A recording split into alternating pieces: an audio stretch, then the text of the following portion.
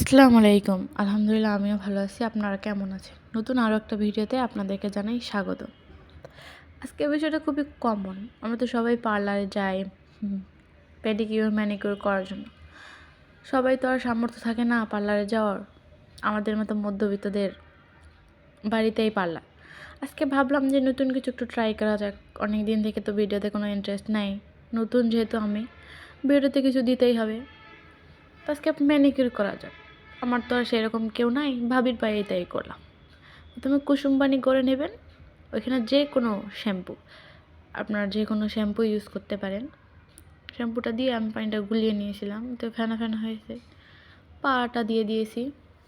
একটু পা দিয়ে গরম পানিতে রাখলে পাটা একটু ঘষাঘষি করলে দেখা যাবে একটু ময়লাগুলো ছেড়ে যাবে।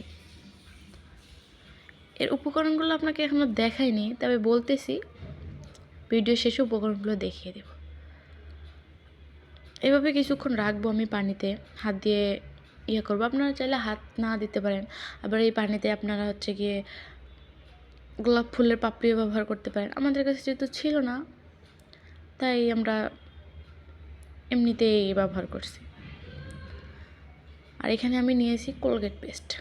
যে কোনো ধরনের পেস্ট নিতে পারেন। আর একটা পুরনো ব্রাশ, আপনি ইচ্ছা করলে নতুন ব্রাশও নিতে পারেন, আবার ব্যবহার করা ব্রাশও নিতে পারেন। যেগুলো ব্যবহার 2-3 মাস ব্যবহার করে আর ব্যবহার করেন না, এই ধরনের ব্রাশগুলো ইউজ করতে পারেন।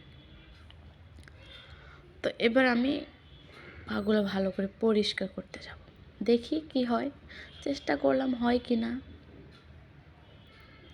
আর ক্যামেরাম্যান তো আছেই একজন, ক্যামেরা তো ভিডিও সেরকম করতে পারে না।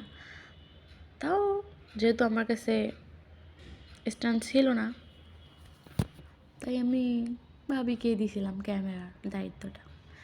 ভিডিও করে দাও, আমি কাজটা করি। কেউ কি করেছেন? হয়তো বা করে থাকবেন হাজব্যান্ডের পায়ে।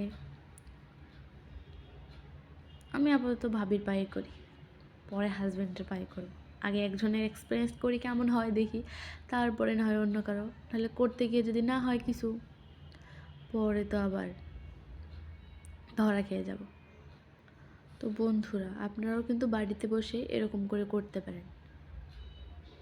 যারা পার্লারে যেতে সময় পান না, কিংবা যারা মধ্যবিত্ত টাকার অভাবে এগুলো করাতে পারেন না, তারা কিন্তু অবশ্যই করতে পারেন।